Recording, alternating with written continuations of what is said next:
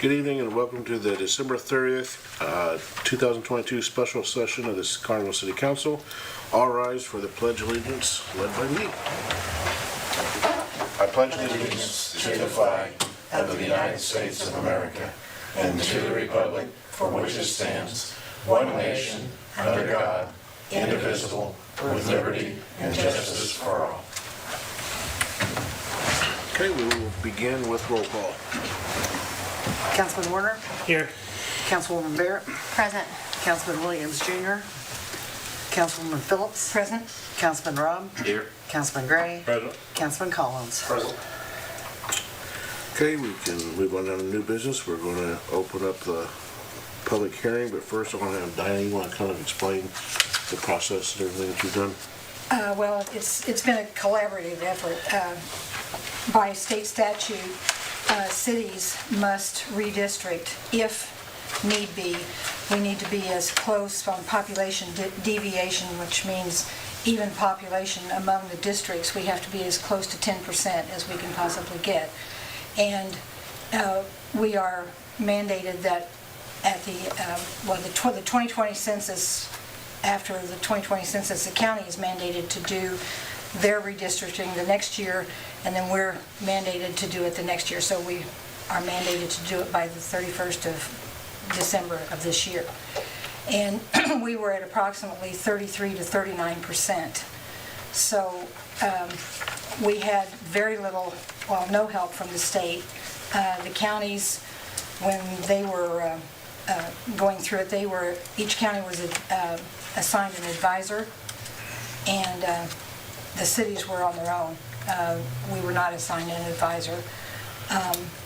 But what we needed to do was, we had one district that was a lot more population than the rest of them. The rest of them were pretty, District 1 was more had more than the rest of them did. The rest of them were kind of even, but to make a long story short. So we endeavored, and there really were no notifications, no training. And so around in November, I talked to Lisa Witt, and she put me in touch with David Shelton of Knox County. He's the county clerk of Knox County.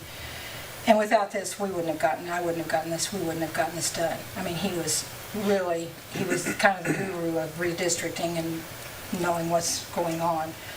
So we worked on it, and I would like to thank, this was a collaborative effort, Gail Lingle and Bill Mackey in the surveyor's office were a big help getting us maps and information. Lisa Witt gave me information as far as precincts and whatever. Dale Strong provided census information that he was provided by the school corporation. Jeff Westling, bless his heart, I was on the phone with him constantly during this thing, keeping him up to date. And last but not least, Jaleesa Bates, our grant administrator, was a godsend with the census block information as to, because when you do it by census block, and there are tracts and blocks, and I was way out of my wheelhouse. I've learned so much doing this that, but we got it done, and there will be no effect on any incumbents. All incumbents are still within their same district, and that was the main objective, is not to, have someone else come across. So that's pretty much, like I said, Gail Lingle and Bill Mackey, Jaleesa Bates, Lisa Witt, Dale Strong, Jeff Westling, and David Shelton of Knox County. I want to make sure I don't miss any names. It was a collaborative effort, and I appreciate all of their help. So if anybody has any questions, I'll try to answer them. Well, it's a lot of work, and I thank you for your work. Again, we didn't have any notification. This is a city council driven item that has to be done by city council, not the mayor's seat. Right. We had heard talk about it, but we didn't have any timelines or deadlines. And I think the state really dropped the ball with cities, because a lot of cities were scrambling because they didn't have any idea. Yeah, when I talked to David Shelton a couple weeks ago, 2 or 3 weeks ago, there were over 30 cities that were scrambling to get this done. And there was an entity that is just waiting for the 31st of December. Anyone who doesn't have an ordinance, they're going to file suit. Yeah, so A lot of work went into this, so thank you for all your work. I mean, she put a lot into this. It's several weeks of work. It was really pretty interesting. Nonstop, I mean, so- it did, like I said, it was completely out of my wheelhouse, but I know enough of that maybe now to be dangerous, but Okay, well, I'll go ahead and open up the public hearing. Is there anyone from the public with anything to say? Nope, I will close the public hearing and open it up for questions from council.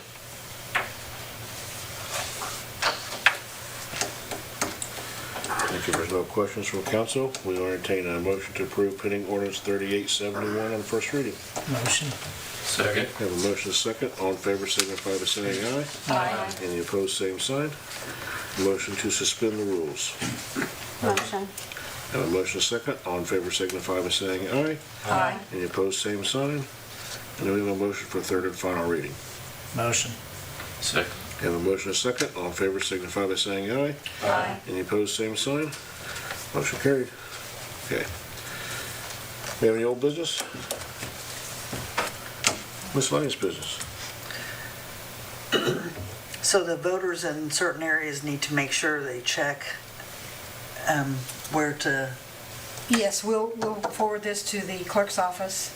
They will forward it to the state, and they have, I think, 30 days to get the voters in the right places. So yes, voters will need to check there. And I would assume that I would think that the county would send out notifications of change of district for that. I apologize that I don't know if you have to, I don't know that you'd have to re-register. You might, but if you're in question, if you have any questions, I hate to say call, because the biggest, the two districts, or the districts that were affected are District 2, 3, and 4, District 1 and District 5. Well, no, District 1 was affected somewhat too. So I would wait, I wouldn't bombard the county clerk's office right now, because they don't know, but they will be forwarding this to the state, and they'll get back to them as to what they need to do. Will they issue somewhere down the road new maps? I would think so. I know Because the it's maps not that real- you have are not real clear. They're not clear. And I tried, and I looked, and the only thing we could find in the streets, and what you can do is get a city map with the streets on it and kind of see where you can, how you can map it out.